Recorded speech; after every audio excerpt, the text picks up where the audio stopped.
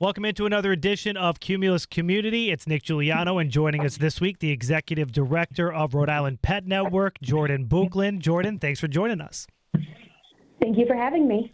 So I know that you've been on with us before. We're going to talk all about Rhode Island Pet Network, what people can learn about Rhode Island Pet Network, but let's start with this, and then we'll end with it as well. Big event coming up on February 13th in Pawtucket at the Guild. Talk to us about it. Yes, it's that time of year again for puppy love. It is our annual Woof You Be Mine event at the Guild. We've been doing this event since 2019, and it gets a little bigger and better every year. It's in the beer barn at the Guild in Pawtucket, and we have adoptable dogs from Save One Soul Animal Rescue League there that you can actually go on little mini dates with and get to know each of our bachelor and bachelorette dogs to see if any might be a great love match for your family. But in addition to being an adoption event, it's a lot more than that. It's also a fundraiser for Rhode Island Pet Network. We have an emergency veterinary fund, so your door donations and raffle ticket purchases will help fund emergency care for the pets of low-income Rhode Islanders. And we have local vendors at this event. We have, of course, craft beer from the Guild. We have some food vendors. We have tarot card readings. We have pet caricature portraits that you can have done. So we have a lot of fun things. We also have live music from local singer-songwriter Lainey Dione. She's been with us for several years and is a really popular addition to this event. So it's going to be a lot of fun. It's really a night celebrating love in general. It's a great Valentine's event, a Galentine's night out with your girlfriends, a solo event if you're looking to meet people or meet dogs. And it is also a dog-friendly event, so you can bring your own pup if you want to. There's going to be lots of goodies that they can shop for, lots of photo ops for them. So it's just a really, really fun night out for several good causes. And everybody always tells us they have a great time at this. So you mentioned that this started back in 2019. How has this grown year over year, doing it all this time later? Yes, we continue to look for new opportunities to add things to this event. The number of vendors has grown. The number of dogs at the event has grown. And every year we see the audience getting a little bigger for it as well, which makes us really happy. We see some of the same faces year over year, and they tell us it's become sort of an annual tradition for them. So we'd love to hear that, and we hope some new people are going to come this year. We do have Jess from your station, 92 Pro FM, is going to be our MC. She's going to be introducing some of our adoptable doggy bachelor and bachelorettes and telling the crowd a little bit about each one. So that is something we added last year, and we're happy to have her back doing this year. And we just try to make it more fun each and every year, both for our repeat guests and our new guests, so that people keep coming back. Well, it sounds like a great event, and with that information, if Jess from 92 Pro FM is the MC, you know it's going to be a great event. She's fantastic. We're so happy to have her for the second time, and we know she's going to do a really great job introducing all of our adoptable dogs and helping them find some homes. We're talking with Jordan Bouclin, the Executive Director of Rhode Island Pet Network. So for listeners that are just hearing about Rhode Island Pet Network, Jordan, talk to us about its inception, how this all came about. Great. So this is something I started back in 2010. I have a background in public relations, so I initially sort of started it just as a social media community and a way to partner with local rescues and shelters to do some pro bono PR work for them. But we have really evolved, especially since COVID, when we've seen so much need in our communities. So we have become our own 501c3 nonprofit organization. And now the majority of what we do, in addition to continuing to help rescues and shelters, is we have an emergency veterinary fund. So we help low-income Rhode Islanders whose pets need sudden life-saving emergency veterinary care. So we see a lot of senior citizens, a lot of people on disability, a lot of people who are unhoused, and their pets suffer a sudden, catastrophic, and extremely costly emergency where typically they would either have to decide to euthanize or possibly to surrender their pet to a rescue or shelter if one were willing to take them and get the medical care. We don't want that to happen. We want pets to be able to stay with the owners who love them if they do, in fact, have good caring owners. And we want to be able to help with some of these bills so that owners don't have to choose between losing their pet or having their pet suffer and getting them the medical care that's going to save their life and their quality of life. So we're really proud to have grown our veterinary fund significantly over the last 2 years. And we just got a grant from the Rhode Island Foundation, which was really helpful. But we're doing thousands a month in veterinary care. So we really rely on events like Woof You Be Mine and community donations and other support to keep the veterinary fund going because the demand is so huge right now. But we're really proud to be able to do that and to help our communities.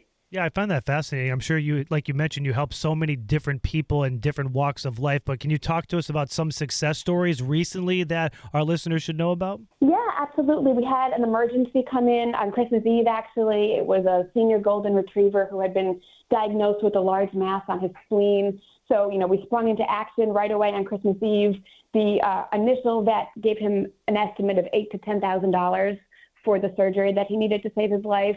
We were able to do some fundraising over the holidays. We were able to get him into a different vet where he was actually able to get that surgery done for about $2,000, which obviously a huge difference, but still a pretty significant bill for the owner. So thanks to the donations that we were able to raise, we were able to cover that and get him his spleen removed.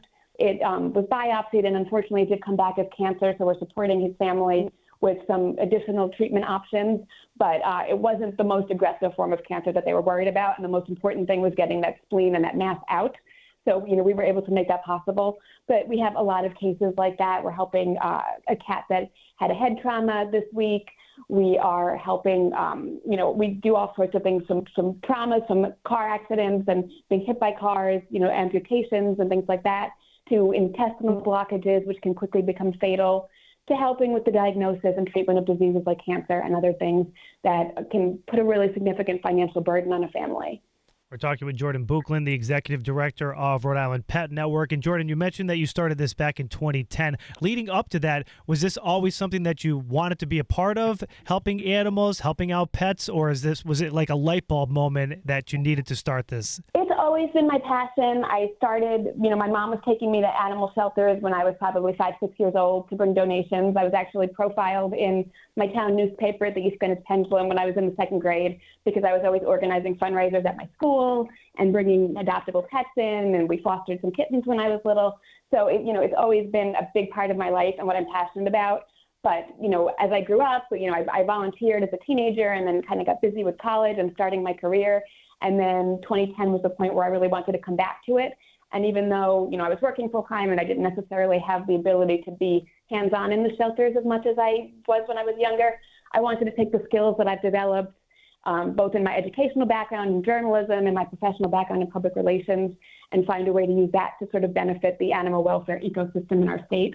So it's definitely what I love doing, and I'm really glad to have some skills that have allowed me to sort of fill a niche that's a little bit different than a lot of the other organizations are doing, because again, we are seeing tremendous need. There's so much housing instability and so much cost of living pressures right now that the amount of Rhode Islanders who are struggling, and subsequently the pets that are struggling, is huge right now. And, we're getting requests every day for help. So we always jump in and try to do what we can. And, it's not just medical. Sometimes we're asked to help find a short-term foster for a pet when their family is displaced, or to help somebody with food.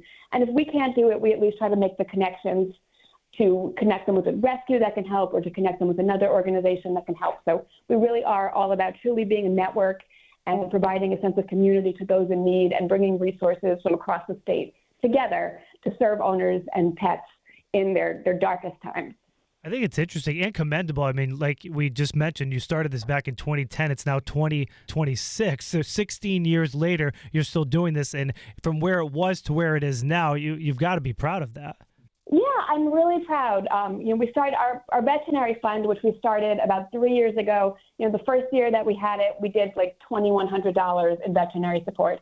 And last year, we did over $40,000 in veterinary support. And this year, we're on track to do around or over $50,000 in veterinary support. So it's been, really exciting to have that growth. And again, we do it as volunteers, myself and a few other individuals, and we all work full time. So, it's not our full-time job. So to be able to make something like this happen in our spare time, our nights and our weekends, it's been really great. And it's definitely what I'm passionate about. So seeing it come together has really been emotional and fulfilling for me. Yeah, I mean, the word passionate is what came to mind as well. This is a true passion project, and it's obviously helping out a lot of families throughout the state. And one of the main reasons why you're able to do this is because of events on February 13th. So, again, you can get all this info. I'm going to give it a few times at ripetnetwork.org. But let's talk about this event on the 13th again at the Guild and how people can get involved. Yeah, absolutely. So it's going to start at 6 p.m. It's in the Guild's Beer Barn.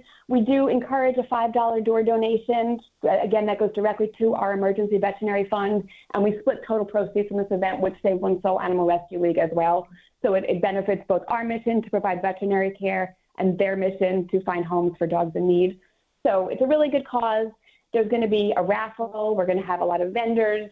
We're going to have live music, beer and wine, food, tarot card readings, pet portraits that can be drawn from a photo of your pet. We have Gigi's Pretzels there. We have J.A. Patty. We have Sweet Deliveries Bakery, so there's going to be lots of tasty things. But it's love and Valentine's themed, so there's a lot of photo ops. We're going to have a kissing booth. And again, of course, adoptable dogs are the big draw. Not the only draw, but, a big draw for lots of people. You can come, you can speed date those pups that are looking for love. And, even if you're not looking to adopt, you never know. But we do have something for everybody at this event. So it's just a great night out. It's really, really fun. It goes till 8:30 p.m. So, it could be the start of your night or your whole night. But we find people just love this event year after year, and we get really good feedback that people have a really good time. Are you looking for people to just show up to this? Is there something they have to register beforehand, or both? You don't have to register. You can just come. We do have a Facebook event page where you can share this event with your friends or indicate that you're coming. You certainly don't have to, though. You can just come, show up, come right over to the beer barn, and join us for a really great evening. Again, that's February 13th, starting at 6 o'clock at the Guild, 461 Main Street in Pawtucket. And Jordan, as we wrap up here, for people that might not be able to make it on the 13th but are interested in either donating or finding out more, how can they find out that information? Yeah, head over to our website. As you mentioned, it's ripetnetwork.org. We have a donate tab on there. You can donate via credit card, PayPal, Venmo, or you can let us know if you prefer to mail a check. We're also always looking for businesses who want to do collaborations or some sort of donation structure for us, or even who want to just host a donation jar for us. Anything and everything that you want to do is a huge help to a small organization like us. So we really welcome anyone who wants to get involved to reach out to us, and I'm sure we can find a way to collaborate, and we appreciate every donor and everyone who gets involved in some capacity. And then lastly, someone hearing this that might need help with their pet, is it the same place they can get that information? Yeah, so if you head over to our website, ripetnetwork.org, under our contact tab, we have our financial assistance application. You can fill that out, or you can contact us via our website if you have any issues with that form. And we, again, definitely do our best to help everybody who qualifies. And, we particularly love to help senior citizens and their pets, but really any Rhode Islander in need who qualifies as low income, we will do everything that we can to help them get the financial assistance and connection with other resources that they need to make sure their pets can get life-saving or life-preserving medical care at the times that they need it the most. Jordan Bouclin, the Executive Director of Rhode Island Pet Network. Thanks for joining us. Thank you so much for having me.